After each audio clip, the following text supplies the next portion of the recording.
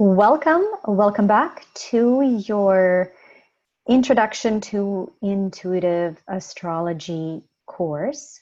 So this is your class number 3 on karmic patterns and lunar nodes.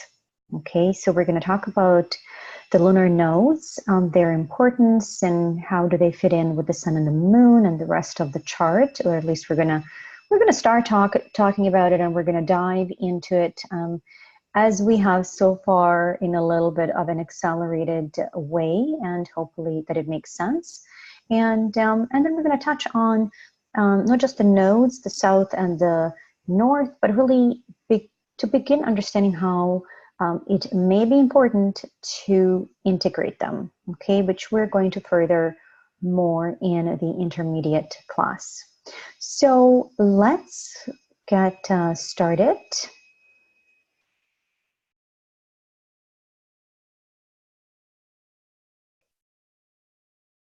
Okay, here we go. Class number 3, karmic patterns and lunar nodes.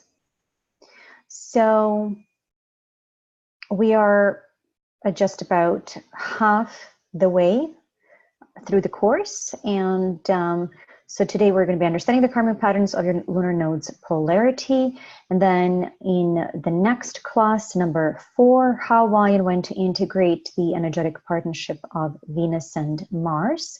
And then in the last class, number 5, we're going to talk about the timeless wisdom of Jupiter and Saturn and why you should care. Okay, so let's dive in, and as usual, I have a little bit of a visual just to remind us what we're studying and what we're talking about here. I know we can get caught up and really so excited talking about the archetypes and the symbology and all of that fun stuff here, right? That we're translating, that we are obviously experiencing as well. So I like to remind you as well, right? As above, so below. So what is the above we're talking about? Well, there are obviously multiple layers there and multiple dimensions, if you'd like, but in particular, we're looking at, well, to be most precise, really, is the relationship between the sun, Earth, and the moon, which does not seem to be shown here in this particular picture. But we've got the moon right here that's orbiting obviously around the Earth, and as once again you can see Mercury closest to the sun, and then Venus following Earth, Mars, right? And then here are if you recall that asteroid, we call it asteroid belt, which asteroids are like those huge rocks that haven't been shaped into planets. Like they're not large enough, they don't qualify to be planets, and so.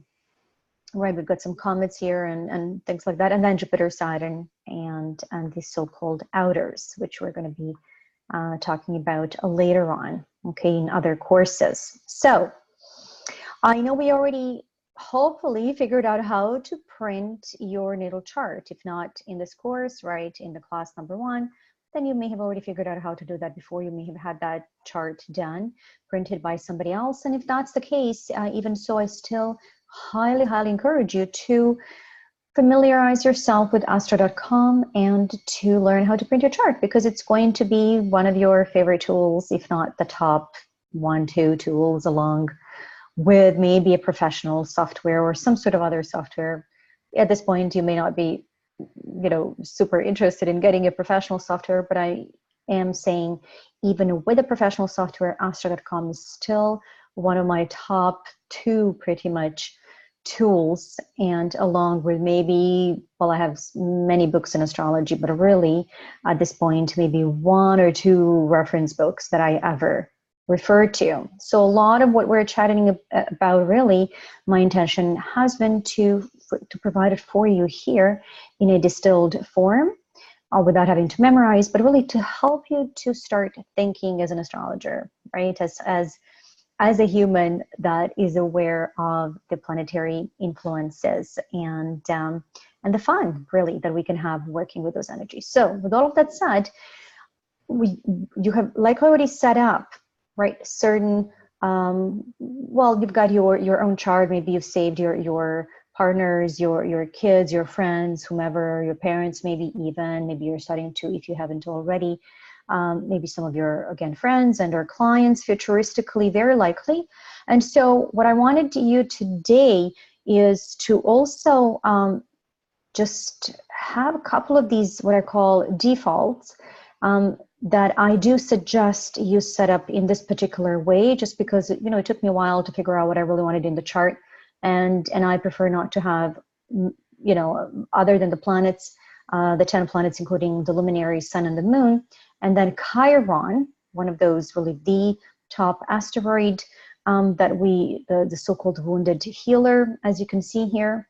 And then here I suggest to decrease the orbs, which we're going to talk about later on in the intermediate class for those of you that decide to move forward when we talk about the aspects. But for right now, what that's going to do is just tighten a little bit of the, basically the distance that we're allowing between the planets to actually say they are in some sort of relationship. So it could potentially make your chart just a little bit less busy, to translate it to the introductory terms, which is always helpful in the beginning, maybe a little bit less busy and maybe a little bit more clear.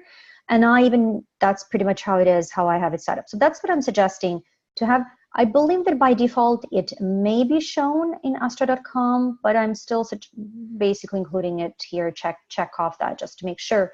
And then very importantly, in particular for the purpose of today's class, will be to include the descending and the so-called true node. Now, some astrologers use mean node, which is more like an average value for, and I'm going to touch on just a little bit of the astronomy in a few slides, not a lot, just a little, so that you can understand what are the nodes, Milada. Are they planets? Are they, you know, what are they? So I'll just touch on that. But for right now, what I'm suggesting here is to check off true node and descending node on your astro.com when you go into the extended chart selection, right, which I showed that in the class number 1. So you can go back to that if you haven't done that part.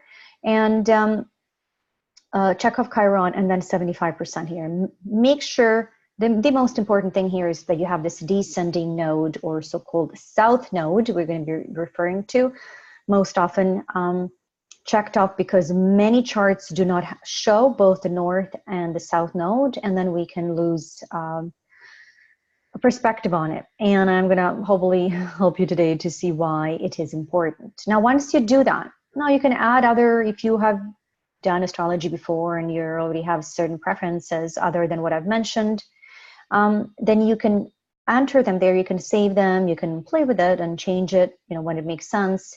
And then what you can do, which is very helpful, is once you then click to show the chart, so for example here, let's say I click to show my chart, there will be this here, a little box that it's going to say save default setting. So just click on it.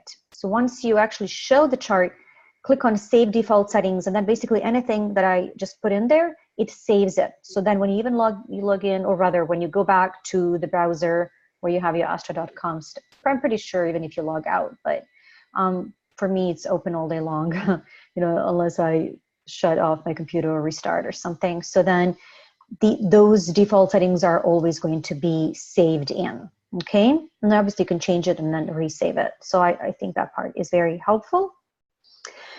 And ta-da, let's get started here and talk about the nodes and what are these exotic things that you may have heard of. The chances are, if you have either studied or read a little bit or even read blogs and things like that, you have come across that the term nodes, or lunar nodes, or north node, or south node, that's typically how it is referred to.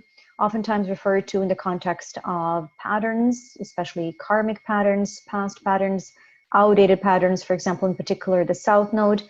The south node is what was on astro.com referred to as the descending node. I'm going to have a visual in a couple of slides just to show you the difference. And And here in this particular slide, as we talk about karmic patterns, and if you're familiar and okay with reincarnation and karma, which the chances are, if you're listening to this, probably on some significant level you are.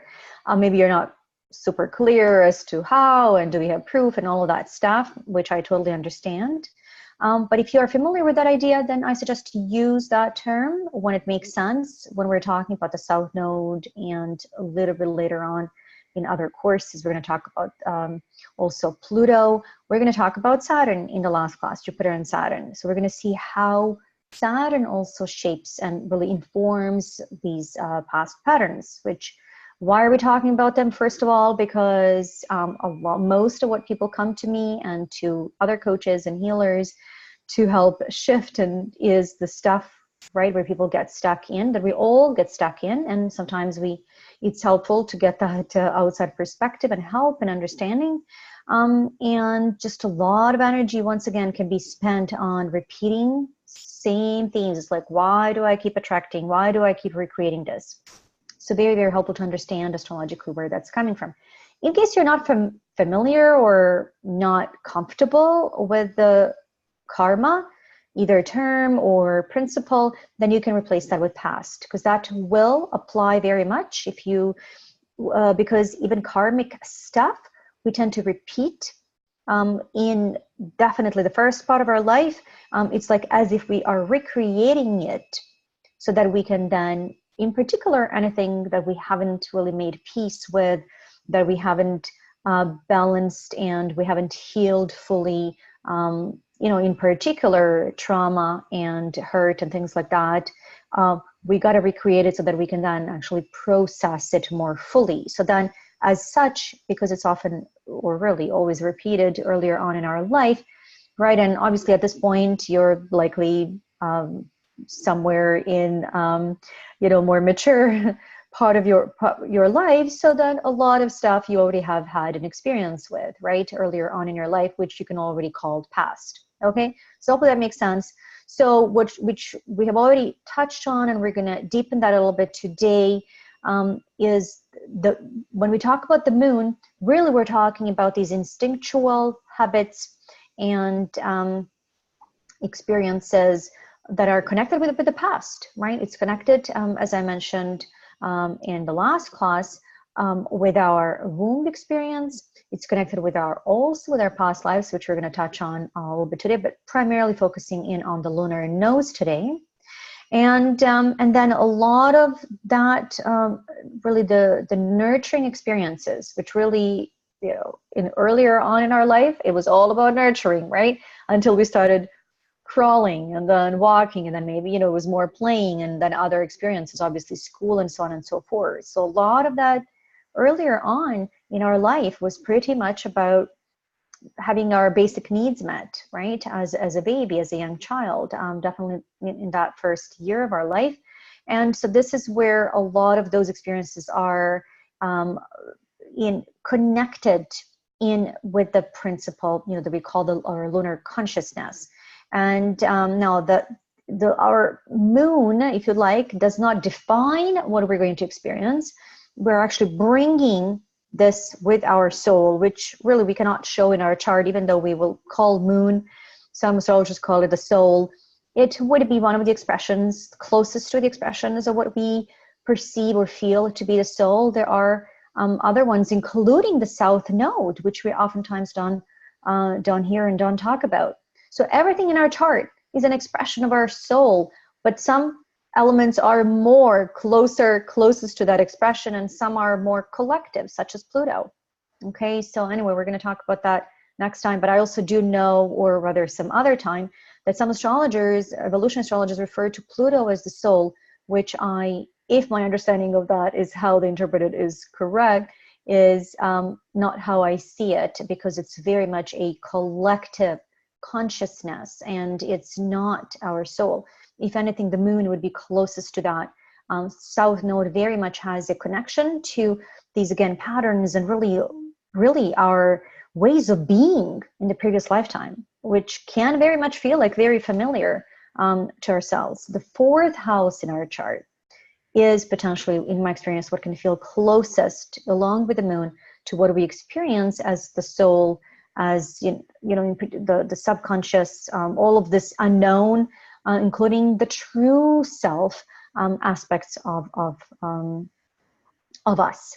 And the moon, once again, is that inner and the private, and the one that's most concerned with safety, and if you like, well-being as well, as a result of that. South Node is, and that's why I have them here, because I oftentimes find even, beginner and even intermediate astrologers don't have a full understanding of what is the difference, right, between, and I like to sort of contrast them so that it can, to help you to understand the difference. The difference is that the moon, in my experience, indicates an essential pattern in development that's connected with our emotional well-being. So meaning, what does it mean, essential pattern in development? It's just a lot of our development. A lot of our core development is wrapped around the moon. Children, pretty much oftentimes, even though, yes, we can say, oh, it's a little Aries, oh, it's a little Taurus. In many cases, it's going to apply, but in many cases, it's not going to apply because a lot of people grow into their sun a little bit later in their life. Compared to the moon, which you can definitely say, oh, that's a little Aries moon. You can see that, he's being a little cheeky, or she's been a little wild, or whatever it is. That's going to apply in like 99% of the time, unless there is some very much a paradox between the sun and the moon, and then obviously, and then the rising sign plays into that. So if we were to be, put on the deserted island where, outside of society and things like that, we would be our moon sign. Okay, so it's connected with the survival. It's connected with what we have habitually known, how we have grown up even, and how we've been nurtured. Now, the South Node is, in my experience, a even deeply more ingrained pattern. So in my experience, from where in doing hundreds, thousands of readings and studying and obviously teaching as well, in my experience, how I perceive the moon is that it's very much connected to our past life, in particular, the very recent past lives, and definitely the one that preceded, sometimes even one, two. It's not the math that matters. It really, once again, is this aspect of us that has not been healed, that needs to come back and relive certain themes so that we could become more whole. That is how I experience it. And then the South Node can feel similar, but it actually shows to me, when I see the South Node, that I'm talking about a longer pattern, definitely 2 3 lifetimes. And so what I had found is that it actually takes us about 2 3, it's like we're healing things in groups of 2 3 lifetimes. It's like as if there's a series of lives. It's like we don't get to get everything done, as you can imagine, in one life and not heal everything. Neither it would be possible, and probably it wouldn't serve us as well. So it takes time, and there are always a lot of layers to it. So it's like an infinite process. But basically, we're talking about the past with the moon. You can think of it that way. And then the South Node, a little bit more distant past and recent past. So it can feel like even more stubborn. We can get stuck in our moon in terms of, like, for example, people that are constantly talking about the past, or parents, or blaming stuff from, right? From before. They're very, we can all do that, right? That's very lunar perspective. Now, the South Node are really those things that can feel like maybe they're not even that essential to us, but it's just been like a way of being that has started becoming so frustrating that we really are realizing something has to change, but we may not be really clear as to what needs to change.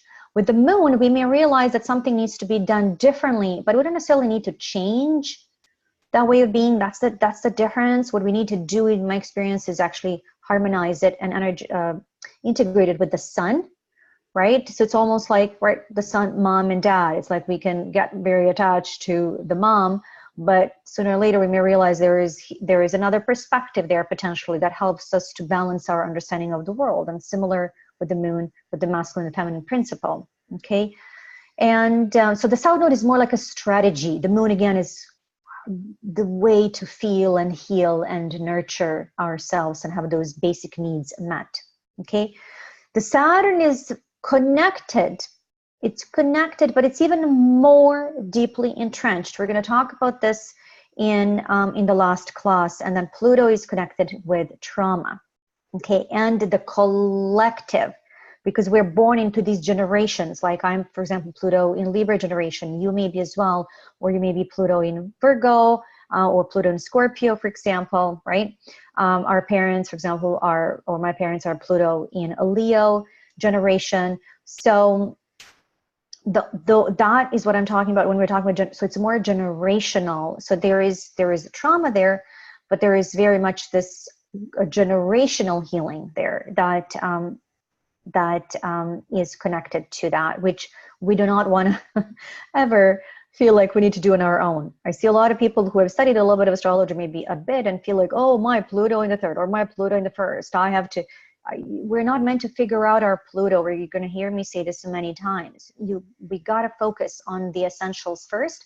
That's what's going to give us the energy, the vitality, the key keys to pretty much 90%. Like I'm talking about the sun and the moon, right? And then the ascendant. And then today we're learning the nodes and how they play into that, how they give us a little bit more of that. But how do I do it, Milada? How do I, right? That's when I talk about the nodes. If people are clear about the sun, they're clear about the moon, and they know that they need to show up as their ascendant, the rising sign. And I was like, but how? Okay, that's where the nodes come in. So the sun is who we're consciously becoming. Remember, it's the experiences. We have to make more effort. We're creating these experiences. We're not sitting and waiting for somebody else to do it. And definitely not the parents or even partners, or definitely not the children, even though we can potentially project that onto our male children in particular. And or even authorities in our life, and like wait for other people to tell us what to do. But that is the way to disown that very, very vital aspect of ourselves, and really the universal consciousness that we have access to. So it's more connected with the future, who we are becoming. The ascendant, compared to the moon, which is who we have been, and the south node, the ascendant is now how we're invited to show up to be. And this is the key, because you can say, well, Milada, ascendant and the sun, they sound familiar. They sound similar, rather, right? And that would be true. They do sound similar, and they're both actually concerned with really where we need to make conscious choice to show up as that, with the ascendant. The difference here with the sun, it really is more about the becoming. It really is a bigger process. We're talking energy. We're talking vitality, right? We're talking that the etheric body, if you're familiar with that term. We're talking about life force. We're talking about these essential things energies really that we can plug in, and the level of consciousness, again, such as the sun, that is huge and infinite. The ascendant is more connected, right? Because it's connected with our time of birth, right? If you recall from we kind of just slightly touched on that. So that's the way how I remind myself if I'm like, oh, the ascendant, right? It's if we know the time of birth, we know the ascendant. If we do not know the time of the birth, then we don't have the ascendant. We could either be using 12 p.m. or sometimes people use rising sun, basically early morning when the sun is on the ascendant, but typically the noon chart. But if we do know, if we're so blessed to know, then the sun gives us information, something to do with our intention here. And yes, we've got the sun and the moon, but it's not easy to integrate them. And we can get stuck in the moon, as I said, and we can be even afraid to step into our sun because it's so huge. And it's this archetype of our ego, basically, and our identity and individuality. And that's not always an easy journey. It's like we call it the hero's journey. It requires more from us. But the ascendant says, okay, where do I start?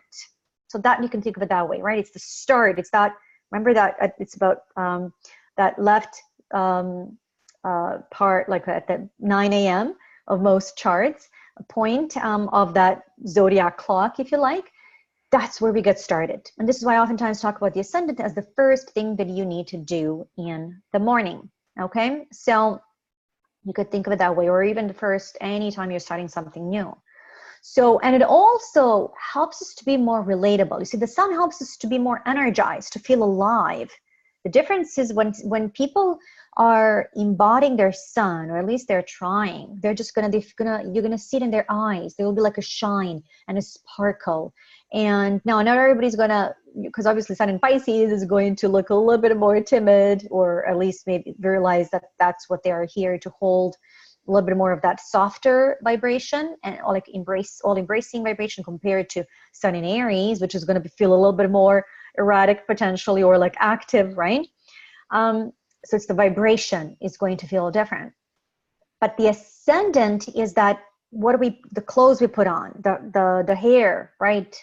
Leo rising, oftentimes hair is very important. Virgo rising, on the other hand, maybe it's more about the natural look. For example, I have Virgo rising. But compared to Leo rising, I always say make sure that your appearance, like your style, is very important. If you have a Earth rising, it's more about the substance. Although with Taurus rising, it's also about that sort of sensual, or even Venus rising, like we have for Angelina. It is about emphasizing some of the sensual. It just can be a natural thing without almost even trying. But either way, some astrologers call it a mask. I don't call it a mask. I call it basically where we need to get started, to how we need to show up to be more relatable. I mean, if you would call your clothes a mask, if you would call your skin, your body, a mask for our soul, then okay, I would agree that it's a mask. But really, we need our body, right? Even if it's masking our soul and our spirit, we need it. Otherwise, we wouldn't be able to function. And we also need the clothes. So basically, it's our image, okay? And it also helps us to be here more anchored on the planet. We're not going to talk about the Uranus, but there is also another element in our chart that helps us to choose to basically become more free and to embrace that more future and make changes and embrace future perspectives. So just a little bit about what the nodes are. Here, astronomically, they are not a planet, okay, and they are not really visible as far as we know in the 3D perspective, and they are actually mathematical points. So I'm not going to go into the detail here. What I'm going to just bring to your attention, just so you can come back to this, and literally like 1 minute, I'm just, so that if you are wondering, so that at least you have some perspective of what we're talking about, okay? So you're likely familiar that obviously the Earth, right, travels around the sun in a particular, obviously, path, or we call it ecliptic. Now, that's technically Earth traveling around the sun, but we actually, our astrology, or even our perception, is more geocentric. So we see ourselves in because it's just the nature of being the center of focus, and then we perceive the sun to be moving right around the Earth, even though that's an optical illusion. So as such, it's that perception, right, that the sun actually is moving along this ecliptic, and then obviously the moon also, as far as we know, is moving around the Earth, but the pathways are not the same, as you can imagine, right? They're not moving in the exactly same ecliptic. So the moon's here orbit is just slightly basically off that particular, if you like, that ecliptic. And so because just like, right, when you have two surfaces, right, and they're not exactly parallel to each other, right? So there is an inclination here, you can see it in this picture, of about 5 degrees. So the moon's orbit basically is inclined from the ecliptic for about 5 degrees. And so as a result of that, because the pathways are not exactly parallel, or they don't exactly align, right? Anytime you move anything a little bit, you're going to get a particular intersection point, or really you're going to get 2 intersection points when you're talking about a circle, or an basically um, an oval, right? So as a result, we have not one but two intersection points. And so basically, when the moon is moving towards the north part of the ecliptic and its orbit, this intersection point is called a lunar north node or the ascending node. Remember, in the astro.com, the south node was the descending, right? And so then the north node would be the ascending, right? And so then when moon starts to descend, basically, and then now goes basically towards the lower portion of that, or the southern, if you like, portion of the orbit, that is this point of the intersection is called lunar south node. Okay, so I'm just going to leave it at that, just so you get a sense. Really, what we're talking about is these intersection points. It says here the nodes are where the moon's orbit crosses the ecliptic. Okay, so we'll leave it at that. So really, what are we talking about? How are we going to apply this information? So already touched on that. So really, we're talking about from an evolutionary perspective, which is a helpful perspective to have, especially if we're like, oh, can't really explain why I had certain experiences growing up, or why my partner, or right, people in my life, and so on and so forth. Well, you know, one of the key ways that really helps us to explain that is to know that, you know, we haven't been, this is not the first life we're having here, and it's not going to be the last one. And it's just, you know, not possible really to finish everything in that one time, because there is just imagine the universe, how long it has been, you know, going on, and, you know, thousands, millions of years, like even different civilizations. Just imagine that, how many galaxies and different universes, and then how much creativity, and how, you know, how there is always something new we want to be. Like, if you're ever fearing that, you know, we're going to run out of ideas, not to worry, because there is always, the more you give, the more you share. There is always even more that comes through. So the North Node is your most effective move forward strategy. So again, remember, it goes back to similar sort of idea, you know, when we talk about the sun, right? But the sun is more of that life-giving energy, right? It's more that ego, that individuality, our social self. And the North Node, I find, is very helpful to be in that perspective when we really get stuck, even with the sun and the moon, or either or. And it's like, okay, so, you know, I keep getting stuck in this particular polarity. Choose the North Node to get unstuck. Choose that particular principle. We're going to talk about different ones, okay? And then, as you're going to hear me oftentimes say, you know, become aware of these past life patterns based on the South Node. It's just pretty much works like, it just fits like a glove. Most people, pretty much every single person that I have ever read for, and it's super helpful, can in some cases even be easier for people to distinguish and understand when we are sharing it with them, even more than the moon, because the moon is so close to us, and it's almost like, for some people, it's like they're not even open to talk about it. The South Node does seem, because it's right, it's so close connected to our family experiences, to our nurturing experiences, to some of those most intimate and private stuff that really is connected with some of our early wounding as well, and then potentially wounding, right? The South Node can be connected with some of that wounding, but there seems to be a little bit of we're a little bit more detached from it, but it can still very much feel like it has been us, like we have been repeating a certain pattern. But why me? But why can't I shift that? Okay. So the key on what here was on what was overdone. So something that we have overdone many times, not just one lifetime. In my experience, this is like 2-3 lifetimes, sometimes even longer.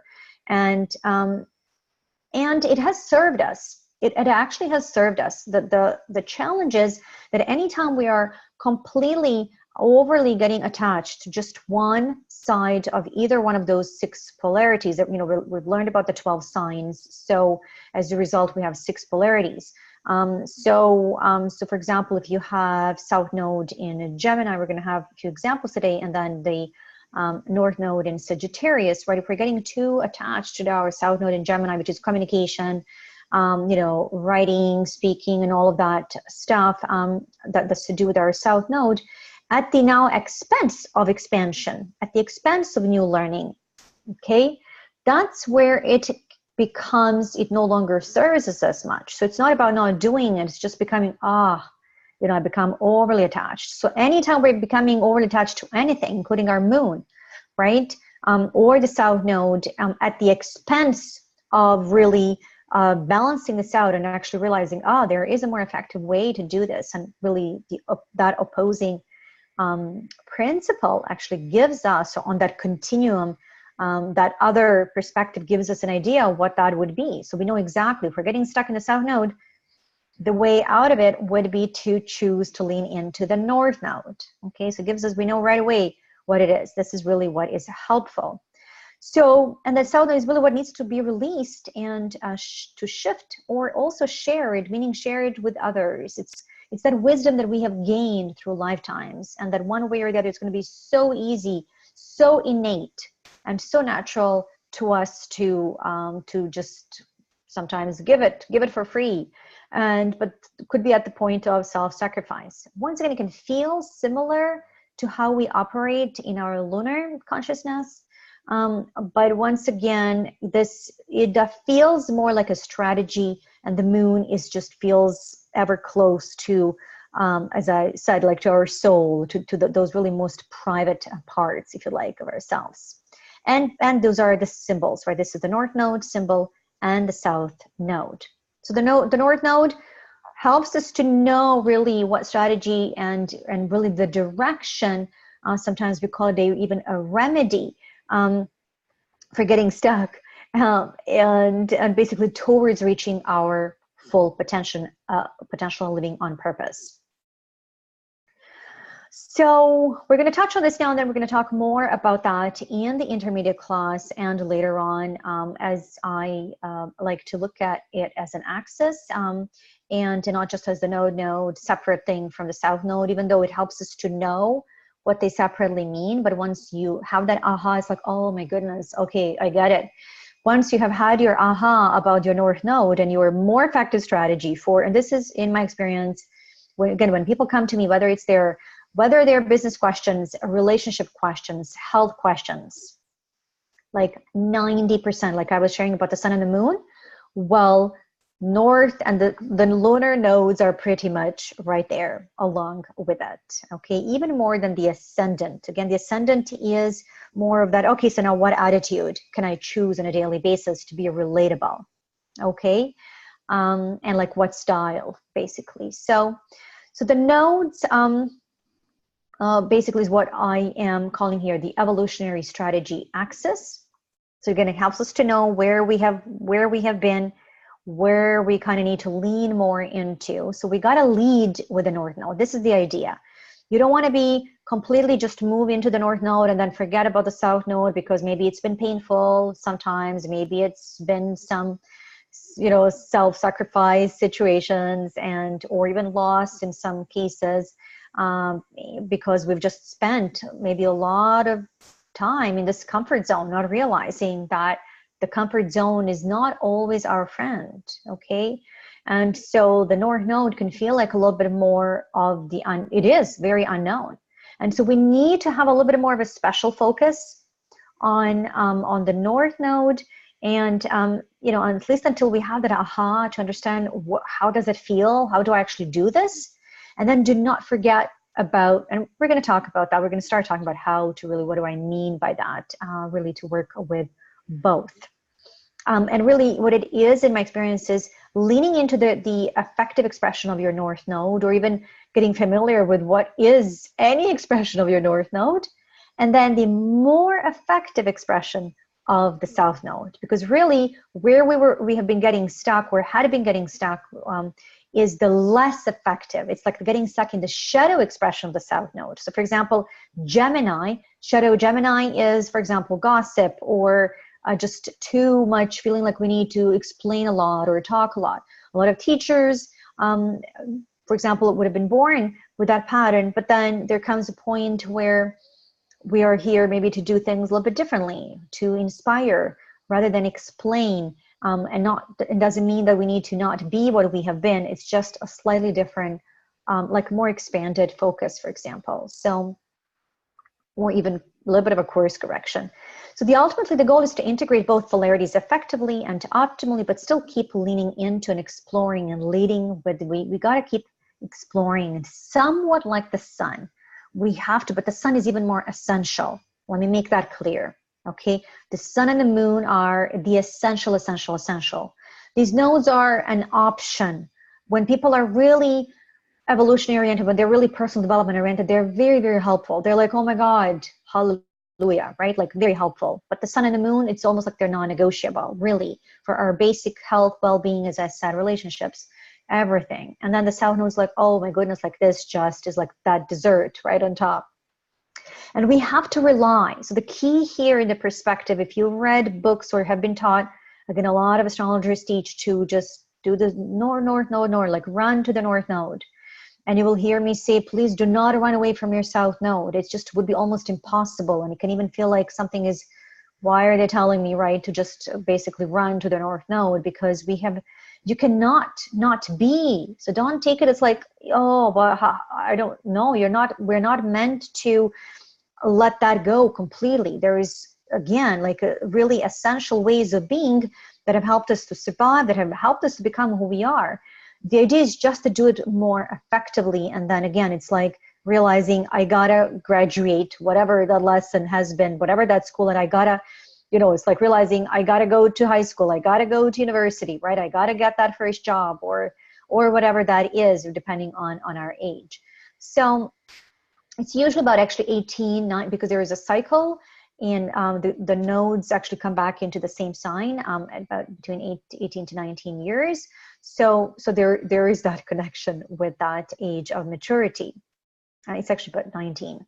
So we no longer, the key is that we want to rely on it, but we no longer need to prove it. That's the best way that I can describe it. And I find people oftentimes like trying to prove it and then trying to correct it. And it's like, why is it not working right? You can rely on it. It's like, okay, you got it, right? You got it. But don't spend so much time. We're going to see on the examples what I mean by that. Because it starts causing stagnation and basically like it's almost like we stop growing. So really we're invited to venture out into the unfamiliarity of the North Node experience, where the truth, growth, expansion, joyous abundance can be explored and found in this lifetime. So you've seen these slides before. These are just about the archetype, which you can keep in mind for anything, okay? In particular, these first keywords, action, peace, amazement, kindness, but really other keywords as well, based on where your North Node is. And then also, for example, shadow would apply more to the South Node. And this is, if you recall from the first class, just a little bit more of telling, how do I be there? Wherever you have that Aries, wherever you have, right? Be bold, be at peace, be learning oriented, right? Where you've got Gemini, which also means being adaptable, right? Engaging. We're going to have some examples of that today. And then in particular, from the North Node and South Node perspective, I have particular slides. So here, wherever we have the North Node, you want to lead with that. So again, it's going to feel like an intersection of the sun and the North Node, but just keep in mind the sun is even more, it's essential. It's essential. Otherwise, we just, again, if people are not really awakening their sun and their individuality and they're not even individuating and growing and developing their ego from the sun perspective, like you would see it in their eyes. Either we got very sleepy, or we don't have enough energy, or there's just that sparkle, or it's almost like can look like there's nobody home. So when we are aware of what that sun requires from us, it feels like we're more animated. Okay, we're willing to stand out. And again, it's going to depend on the sun. The North Node, once again, is just like that, like a nice tool to have and a nice strategy to have, like, under our belt, so that we know this is the path, right? To kind of confirm. And so we got to, lead with courage, embrace sensuality, right? Choose curiosity, choose dialogue, choose versatility. Embrace more gentler expression with Cancer. For example, North Node, embrace that compassion, embrace healing. Lead with confidence, choose practicality. For Virgo, embrace commitment, embrace cooperation and peace. With Scorpio, choose more intimacy, choose expansion and enthusiasm, diversity, and a more bigger perspective, like bigger thinking. With Sagittarius, with Capricorn, grow in the direction of personal responsibility. Aquarius, choose truth, choose freedom, greater good. It's more social.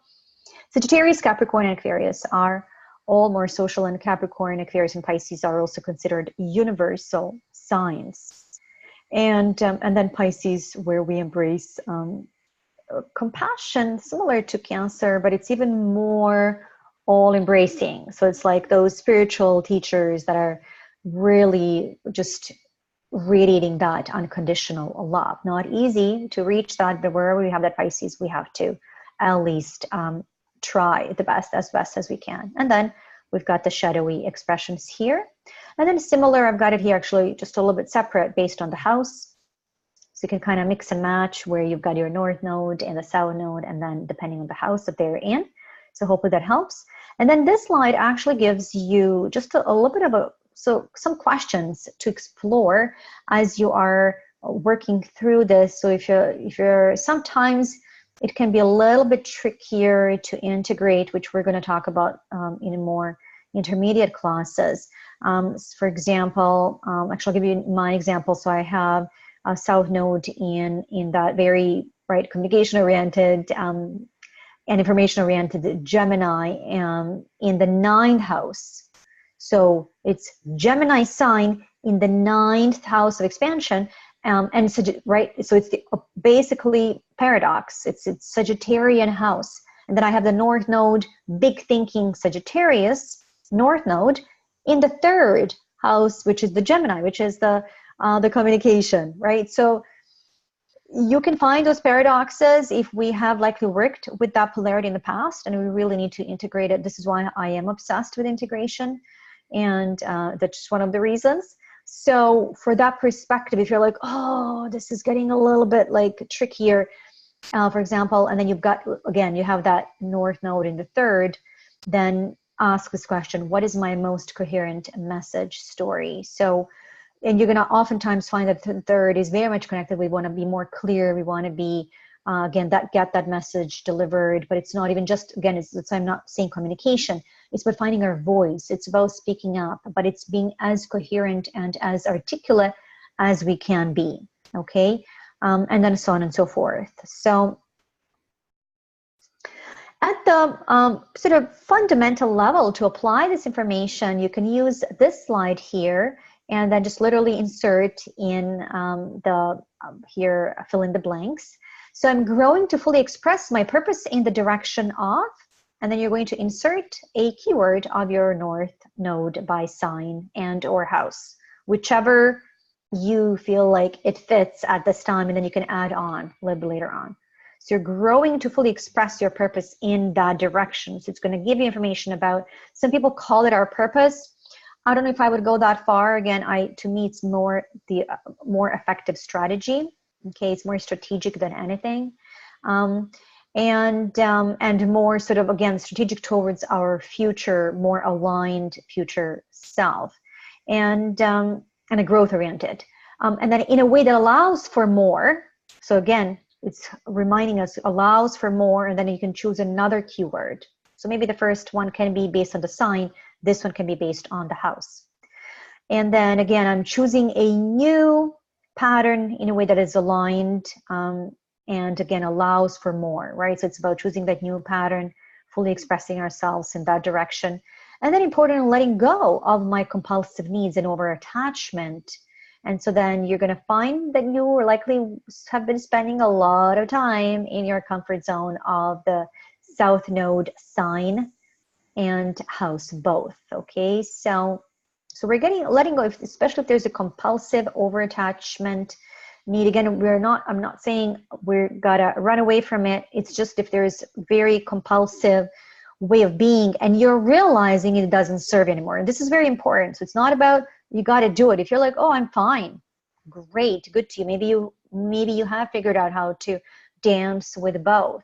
But if you're like, oh my God, like this makes total sense, now I can see the light, okay, then let go of the, you're going to read that shadow column, right, about the how to avoid that over attachment, connect with your south node in a way that helps to heal / transmute / integrate / balance your gifts and karma connected with the south node. Okay. And with that, let's look at some of the examples. So we've got here Mark Zuckerberg, which chances are you're familiar with, the CEO of the largest social media network today. Still as of today, this may change sometime in the future. And one of his quotes that I've come across says, connectivity is a human right. So why do I have connectivity? Well, you know, he does have Sun in Taurus, so we want to pay attention to that, right? So Taurus is, if you recall, right, if you go back to that, is about that centrality, right, groundedness. It is about embodying our worth and increasing our net worth. This is an important focus for Sun in Taurus.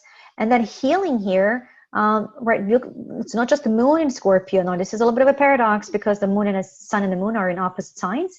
But look at these three or four planets. Oh, Pluto is in Scorpio as well. So he's a Pluto in Scorpio generation, right? So we actually touched on that, I believe. Did we in the last, or maybe this was another class that I have parallel. Pluto in Scorpio generation, which is concerned with the privacy and security, right? So with four planets, if you know anybody with Scorpio, you know, in particular, the moon, but it could be the south node as well. That privacy is important, and mystery, if you like, and the esoteric stuff as well. But interestingly enough, this is here what he has to heal, but also because he's got Mars and Saturn there, like it just basically there's a lot of focus here on basically being fully present. Okay, we're going to talk about and being more authentic and actually emoting. We'll talk about this a little bit later on. But for today, right, so this emoting and being, because have you noticed how when he speaks, there is a lot of cerebral activity going on. And so he seems to be very much, there seems to be very much a lot of here, this Gemini North Node. No question that he has figured it out. I mean, he has that very powerful Mercury in Aries, which is about, I got to do this, right? Wherever we have Aries energy, and Mercury is about communication.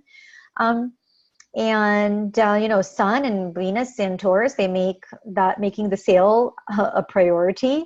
He's definitely done that. But this, interestingly enough, right, it's this North Node in Gemini.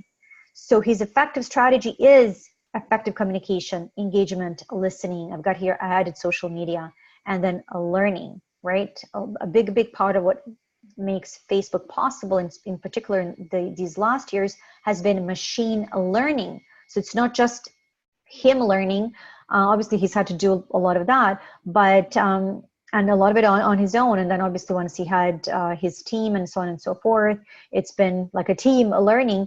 But social media is very much connected with Gemini. So it's a social sign, right? We already talked about that, and very much about connection, about sharing ideas.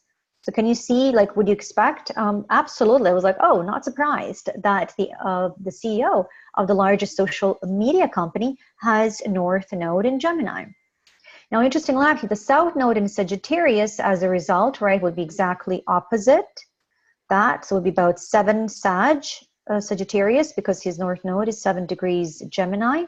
This is a chart where, right, the astro.com, those charts that when you Google, let's say Mark Zuckerberg, you will get a chart that it's not going to show the descendant unless you actually enter it in your astro.com account, which is what I'm going to have some of those charts where it actually I select to make sure that that South Node is shown. The reason I'm showing you both type of charts so they can get used to that, both of that.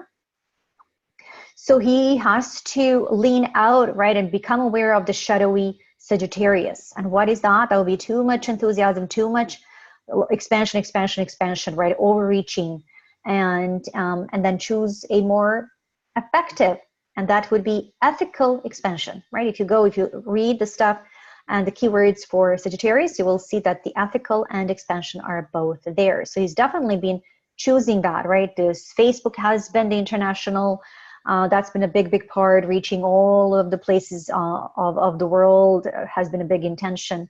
And but this is interesting now, even after all of this, and the fact that he still has created pretty much a very Gemini platform. I mean, it has. But now with all of this Scorpio stuff that's been happening, right, with the basically the privacy issues and all of that stuff, including even data corruption and whatnot, he now had to even step even more into a more effective Gemini, which you're going to hear me oftentimes say, it's not just about communication, it's about engagement.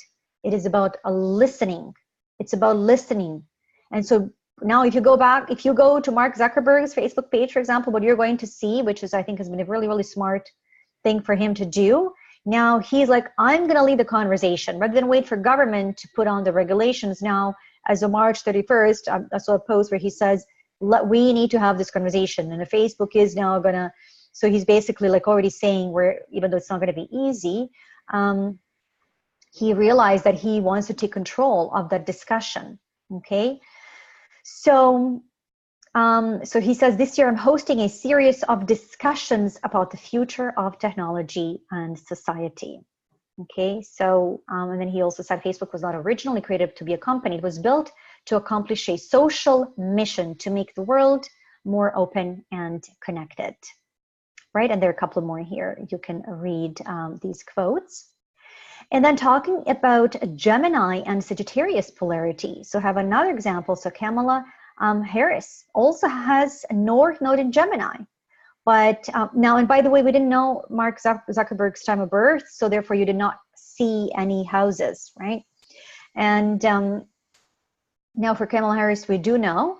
And now we now know that it's not, the North Node is not just in Gemini, which is again about communication, engagement, right?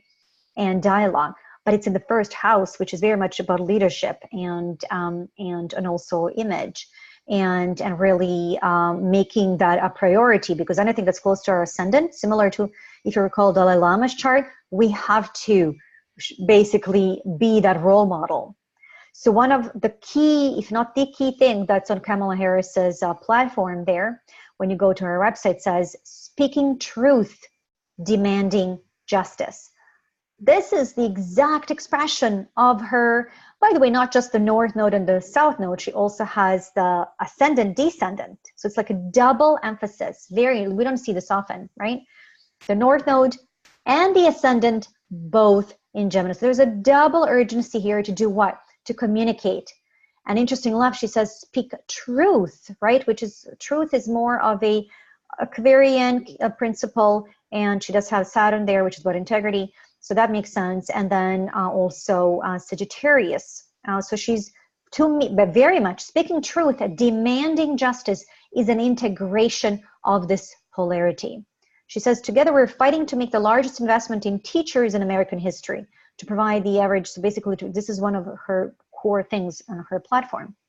That's, I call it, which we're going to see in the intermediate class, the Gemini Sagittarius, the education gap axis, the education gap. And if you know anybody who has either ascendant, descendant in Gemini, Sag, or even Sun or Moon, and or the nodes, very much that education, either learning or some other ways. If you recall, Oprah has ascendant, descendant.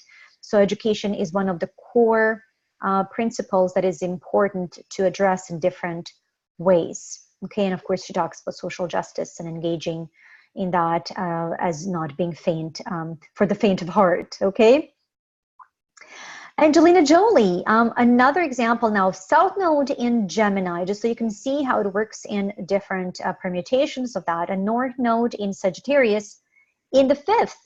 So very simply here, North Node is in the 5th house. What is the 5th house? Right, go back, and if you need a reminder, it's about, well, I've got here, I put children first. I usually don't put children first unless I know that people have children or that that's what they're talking about. But because we already know, and in her case, we do know, right?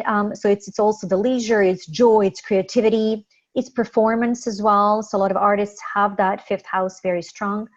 But the fact that obviously having children is has been one of her core things, and not just mothering them, not just having and adopting children, but really helping the children of the world. And what a beautiful expression of that North Node in the 5th, in international and cosmopolitan oriented Sagittarius, right? So now the 5th is also about her own inner child. So we could also argue and say that this has been her way of healing her own inner child. And what is it that she's healing?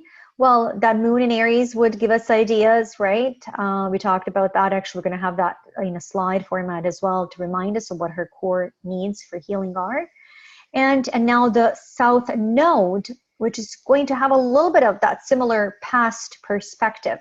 So because the South Node is in the 11th, this suggests in Gemini that her either high school or that relationship with peers and with society, in particular early on, Gemini is very much connected with school, playground, right, the early education, and then later on with other education as well. But we also know that later on education, continuing education, usually is connected very much, or re-experiences of that, with our early experiences of education, bullying and things like that. And she was teased for her looks, for her braces, I believe, and her thin appearance and things like that. So she always felt a little bit like out of place. Interestingly enough, she has that South Node in the 11th of groups, friends, society. But then at the same time, as a paradox, she has the Sun there. So it's like, we got to lean out of that, but we also need to choose, continue sharing, continue writing, continue speaking out. From the 11th house perspective, it's almost like we got to come and heal here, right? When it comes to her wildish self, right? Which is the moon. The inner child, which obviously by helping children of the world, she has helped herself as well, which actually is a priority for her with the moon in Aries, but also she has helped many women with, in particular, right, who have experienced sexual violence. And actually violence its shadowy expression is connected with Aries. So again, going back to the Gemini, and this is also that education gap, okay, axis, both the Gemini and Sagittarius is connected with both justice and education. Gemini, more elementary education and basically learning, continuous learning, basically based on reading and just stuff we do on a day-to-day basis, and learning and applying. And Gemini is more even through travel and higher education, right, university, but also continuing. So they're both, it's just, there's a little bit more of a cerebral perspective with the Gemini, and there's more of, let's think bigger and more expansively with Sagittarius. So, right, so she's definitely been fulfilling that purpose there, right? Makes sense? And last time we talked about, if you recall, Angelina's essential lunar needs. So that was that slide from last time. And for this time, what I've done is, basically to give you a little bit more of now a recap, right? We talked about the moon, we talked about the rising sign and the sun, and now we're adding the South Node. So now, this already now gives you the 4 core elements to consider in a chart to, for many different reasons. But the number one reason that I want you to have this information and start playing with it, working with it, becoming aware of that, is for your own needs. Because a lot of what we got to do in the world, if we don't have those core needs met, if we're not aware of them, we could be spending and wasting a lot of energy trying to get those needs met in a roundabout, misapplied, and indirect way are not always healthy, okay? So become aware of what your moon needs, right, and where you need to build that safety, what potentially here past early outdated wounding patterns have been, and compulsive patterns, how you can show up more, and your daily intentions, and being more relatable, and so you can feel more connected to other people, because God knows we're all here to partner up on some level, okay, and create what we got to create here together. And then the sun, really, who to be reminding you on a regular basis who you are here becoming, and very importantly, consciously. Most of these here, even though we can say we need to be really more conscious of all of these 4 elements, but in particular, the most when it comes to our solar expression and really making effort to have those needs met confidently. So if we look at Angelina's core needs, okay, so we've already looked at the moon, right? So it is now safe for me to heal the really willingness here with the moon in Aries to be seen and to be wild, right? To be adventurous will be for her, because you really give yourself permission to sort of combine this, you know, to work with your intuition, to journal on this, so that, because not everything is going to be in those, not, you know, God knows not everything is going to be there. Not everything is meant to be there. This is meant to inspire you so that you can start feeling like, oh my God, I want to, let me work on this. And if you get a little bit frustrated, now you have a little bit more here, and now you have got a template, which is going to be one of the core ones, probably for the next several courses we're going to be coming back to. And then looking in other ways also that we can use this information, because there are other ways to understand when we are basically healing different aspects of ourselves, including our inner child. So we talk about that South Node in Gemini for Angelina. So really, she's outgrowing really that early outdated pattern, if you like, of being heard, because early on she didn't feel heard. She didn't feel connected with her friends. But it's interesting enough, she, you know, it's like I said, we cannot run away from it. We gotta revisit it. It's just that we can, how do we do that is leaning into our North Node is actually going to help us. And then we kind of need to go back for her, into society, because why? She has a big impact to make. And 11th is very much about that bigger impact. And in particular, because she has that Sun and Mercury there as well. So a couple more personal planets. How to relate, how to style herself, how to heal her relationship with the body, how to show up, right, is in that nurturing, a motherly way, but very importantly, self-acceptance of herself and her body. And then reminding her here that being in that more effective expression of Gemini, which is about documenting, which is about witnessing rather than judging, which is about, I'm gonna speak, I'm gonna find a way to be more effective communicator, right? Because you can imagine, as an actress, she had to learn words, she had to memorize stuff, but then switching here from being an actor from that 10th house perspective, which is just about visibility, right? And even Aries, but which is about visibility. And the 11th is now even bigger impact, right? As a change maker. Definitely, right? Speaking to ambassadors, speaking to UN, speaking to everywhere where she has gone, right? To these third world countries and war zones and, you know, state representatives.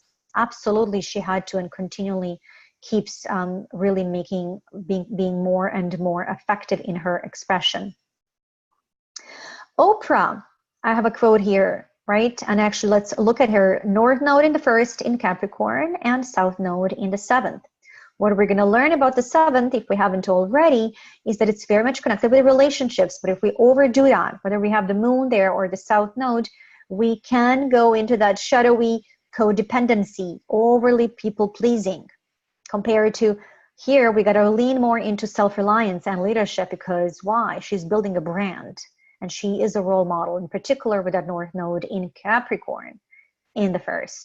She says, the reason I gained so much weight in the first place, and the reason I had such a sorry history of abusive relationships with men, was I just needed approval so much. That's 7th house. I needed everyone to like me. That's 7th house. Because I didn't like myself much. She wasn't being in her 1st house. She was kept leaning into the relationships. I need other people. I need more other people. I need other people. And so now she's had her aha in the 1st. I got to lead. I got to set those boundaries. And then now she's still very much, she's using the gifts that she's developed. There is a gift that we developed through, you know, partnering and relating. It's not all bad, God forbid. It actually allows her now to have conducted, you know, how many interviews and programs and produced stuff that is so tuned in, obviously, and successful, and that made her successful to what people needed. This is 7th house, most client-friendly and people-friendly area, and if you like, relationship and friendly. But again, we don't want to get stuck there, right? We don't want to be like, oh my God, right? Like she said, people are, were abusive, and she was still hanging on. So I'd end up with these cruel, self-absorbed guys who tell me how selfish I was, and I'd say, oh, thank you, you're so right, and be grateful to them, because I had no sense that I deserved anything else, which is why I gained so much weight later on. It was the perfect way of cushioning myself against the world's disapproval. Now, interesting enough, that Capricorn is also about that fear of rejection, but she basically had to lean into that and overcome that, because imagine building the huge brand that she has. You bet she would have had critics, and if not her own self-critic, right, inner critic. So absolutely stepping into that elder, right, responsible brand. Why am I talking about the brand? Because the first house is where we got to be our own representative, our own brand, particularly for people that are in business and influencers. Dalai Lama, a couple more examples that we already talked about. On the other hand, I didn't write his south node here, just so you can see this is how the charts would be. Let's say astro.com. When you Google Dalai Lama, this is what you're going to get. Dalai Lama, astro.com, to get this particular chart. You can see here that his south node would be very close to the Pluto, right? So these have not been easy lifetimes. This is not the first lifetime. Obviously, knowing that he's an incarnation of Dalai Lama, we know that that history of Tibetan independence would have been a long one. So that already gives us a lot of information there. But look at that for him. He spent lifetimes, right, of leading and, right, spending time on his own, self-relying. So for Dalai Lama, it's opposite than Oprah. He's got to choose cooperation. He's got to lean into peace and harmony. And this is what he talks a lot about. But we could probably maybe argue a little bit of a point and say, maybe there's an opportunity to do even more of that. And maybe by talking to him, but God bless Dalai Lama. Absolutely, he would be one of the few examples where we can see his really been very much effectively integrating that. But there's, by the way, always an opportunity here to step into a more effective expression of that seventh. So, being even more social and even more involved in negotiation and, where else does the world need me or other people? So for him, it's actually where he needs to lean in. So you can see how when people say, oh, don't be a people pleaser, don't be, too attached to other people's approval. Well, for Oprah, that would have been the case. But for Dalai Lama, he actually needs to care a little bit more about, where people need him, basically. And he does that, even still in his age, right? So you can see how there is no generic advice here. And John Lennon, on the other hand, similar to that seventh house, he's got North Node in Libra, along with Sun. We already mentioned his chart before, which gives him then the South Node in Aries. This is a past life warrior that spent a lot of time here isolated.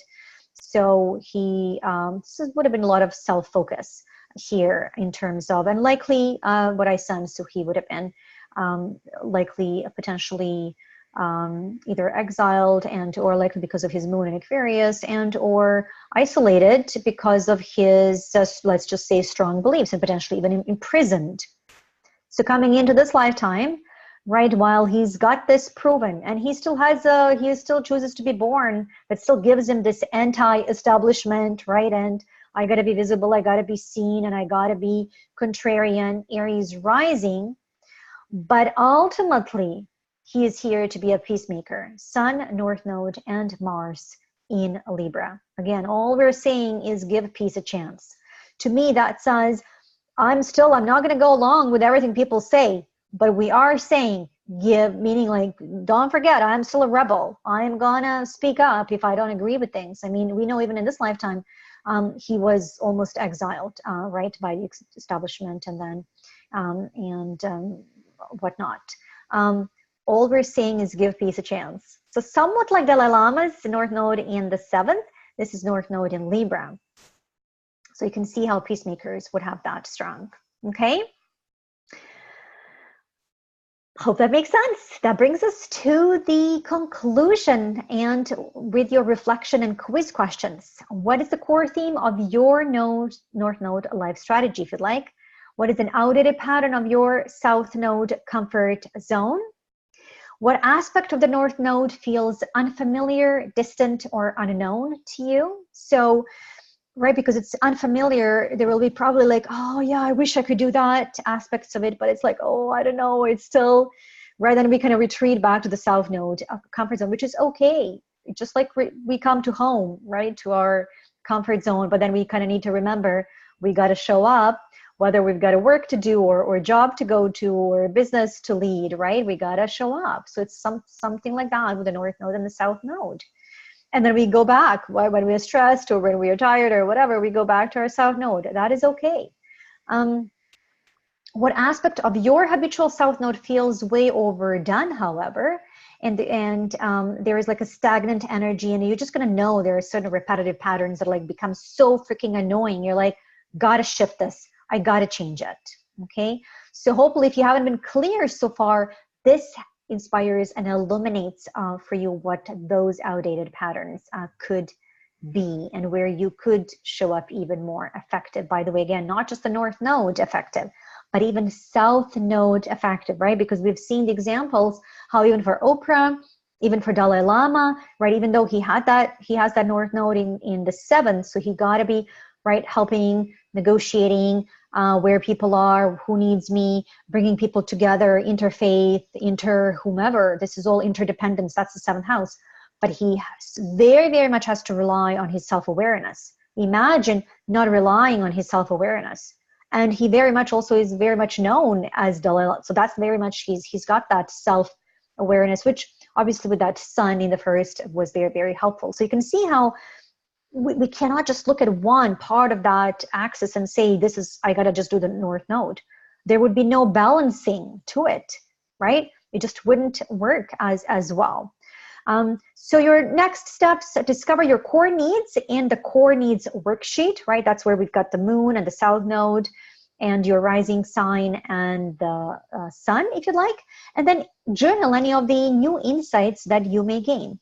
So I hope this helped and served and inspired you to continue playing with me here and, with yourself and maybe with your loved ones at this point, if not, maybe your friends as well, if not beyond. So I'm looking forward to seeing you for your video class number 4. We're going to talk about how, why, and when to integrate the energetic partnership of Venus and Mars. So it's going to be very important from the relationship perspective, but also from really doing the work we've got to do here, which is about standing up and overcoming obstacles with our Mars, and also learning how to manage stress, to also where we need to create those relationships, bonds, and also learn how to calm down.